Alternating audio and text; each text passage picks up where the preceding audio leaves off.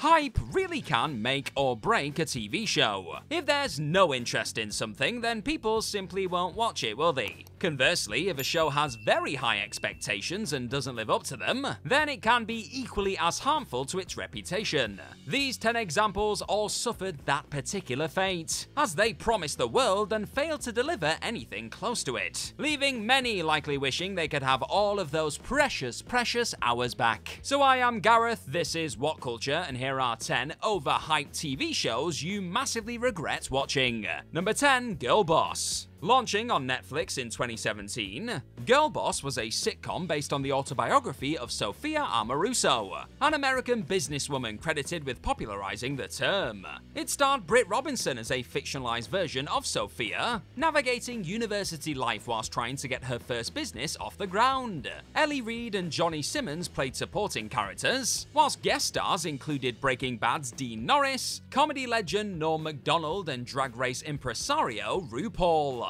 What's more, the show was created by Kay Cannon, the mind behind the Pitch Perfect film series and a writer for the likes of New Girl and 30 Rock. And Hollywood icon Charlize Theron served as an executive producer too. Whatever way you look at it, that is one hell of a lineup. Even with such an impressive team involved though, and Netflix putting a lot of time and effort into marketing the show, Girl Boss failed to find an audience. It promised to present its main character as a positive female icon, a woman making her way in a male-dominated world. But instead, most viewers hated the way Sophia was portrayed, claiming she was too self-absorbed to be likable. In the end, Girl Boss was not picked up for a second season. Now I want to know, what do you think is the greatest sitcom of the last 10 years? It's probably not Girl Boss, but you let me know what is in the comment section down below.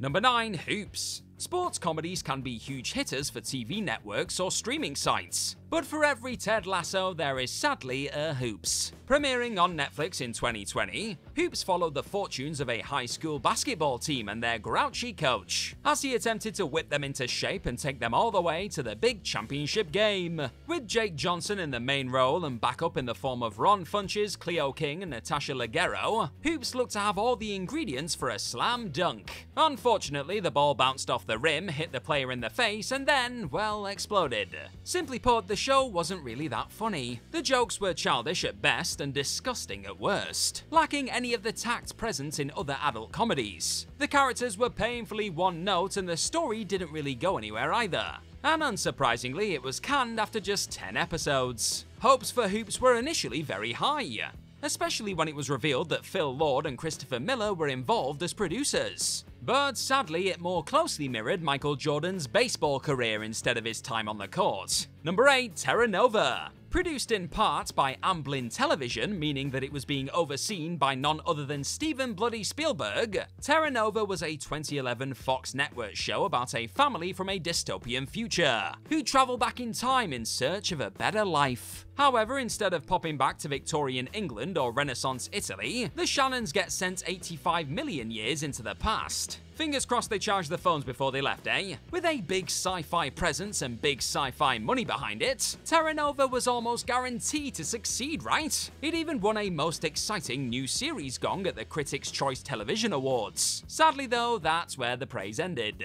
Once the show got on the air, viewers were less than impressed. Whilst the Cretaceous-era set pieces were visually impressive, especially by 2011 standards, the plot was paper-thin, and the characters were about as interesting as watching the fossilization process in real time. The initial promise completely fell apart about halfway through the show, and whilst the finale was pretty exciting, it was a day late and $1 short, and Terra Nova ultimately went the way of the dinosaur after just 13 episodes. Number 7, Heroes Reborn. Before Marvel came along and reinvigorated the genre, one of the best pieces of superhero media out there was the show Heroes, which ran between 2006 and 2010. This NBC show followed the lives of ordinary people who discovered that they possessed extraordinary powers, with a strong focus on character development and the relationships between the enhanced individuals. A popular series, Heroes scooped a bunch of awards too, which is why people were very excited when they heard it was coming back. Heroes Reborn, a 2015 miniseries, picked up the action in a world where soups were outlawed on pain of death. Characters old and new took part in the story, giving fans a healthy dose of nostalgia whilst not isolating first-time viewers. Well, that was the plan anyway. Reborn was a shell of its former self in the end, way too reliant on big special effects instead of the well-paced narratives that had served its predecessors so well. It didn't feel the same and was dismissed by many as a cheap knockoff of something much better. A very unsuper ending for a once promising idea. Number 6, The Crazy Ones. David E. Kelly is a legend in the world of television. The husband of screen legend Michelle Pfeiffer, Kelly has had a hand in many iconic shows, from Doogie Howser MD to Big Little Lies, and The Practice to Ally McBeal. And he also wrote the crocodile comedy horror movie Lake Placid, so I'll let you make of that what you will.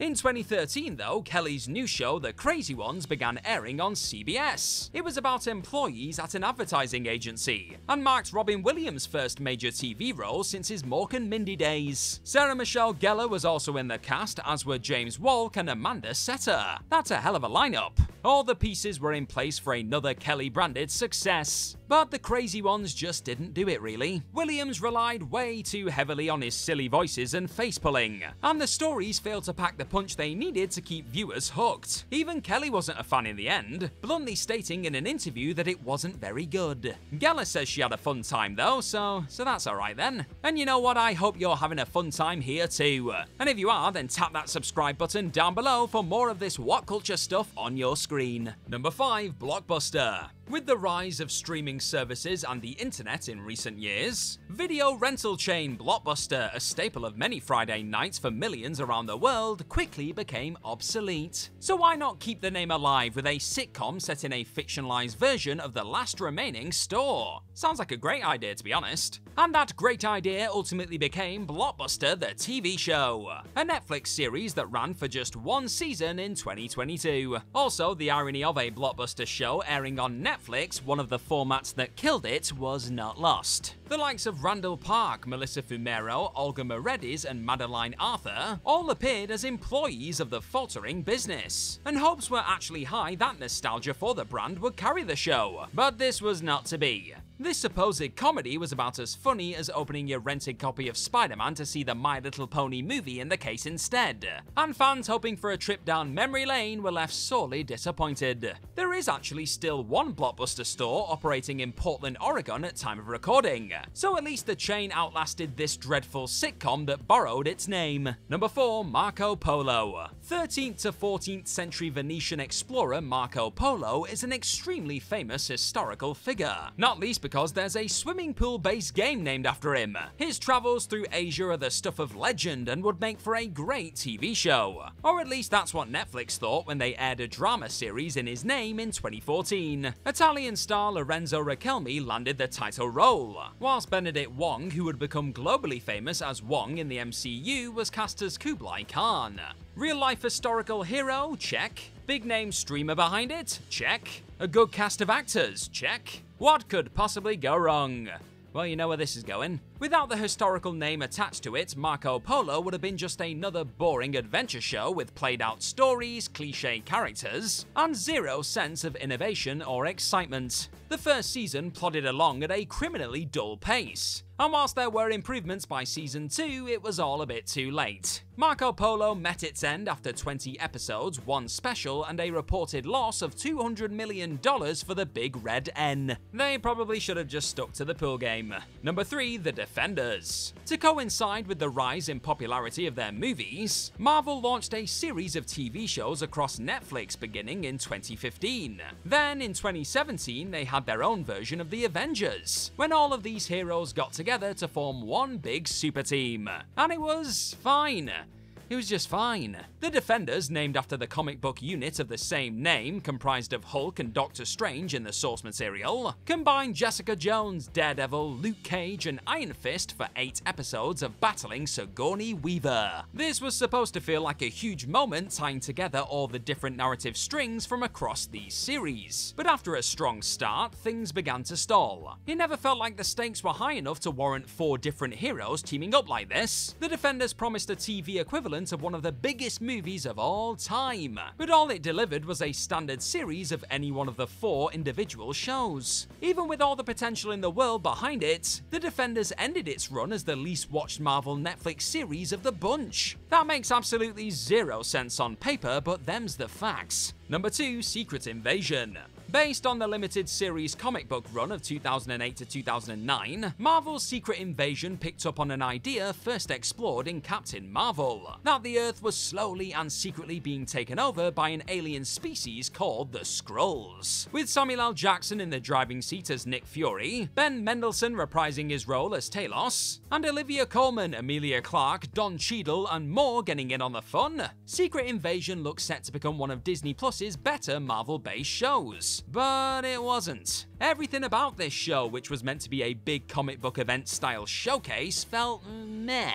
The action was underwhelming, the story was underwhelming, and most of the new characters were, you guessed it, underwhelming. Samuel L. Jackson put in a good performance at least, but what's new there really? Though definitely not the worst thing in the world. Secret Invasion had been built up for so long that its mediocrity felt like a real kick in the teeth to Marvel fans. It also created a massive continuity headache when it revealed a bunch of characters had been replaced by shapeshifters. So exactly how long had Rhodey been a Skrull? Does anybody know? Oh, just help a guy out. Number 1, The Idol. Few TV shows in recent years rose to a level of infamy as quickly as The Idol did. Brainchild of music superstar The Weeknd, The Idol was about a singer named Jocelyn, as she followed her dreams and became entangled in a sleazy web of fame, lies, and incredibly dangerous people. The Weeknd was able to use his connections to pull in big names, as Hari Nef, Hank Azaria, Davine Joy Randolph, Troye Sivan, and more showed up to lend a hand. Sadly, none of these famous folk were able to save The Idol from being labeled one of the worst TV shows of all time.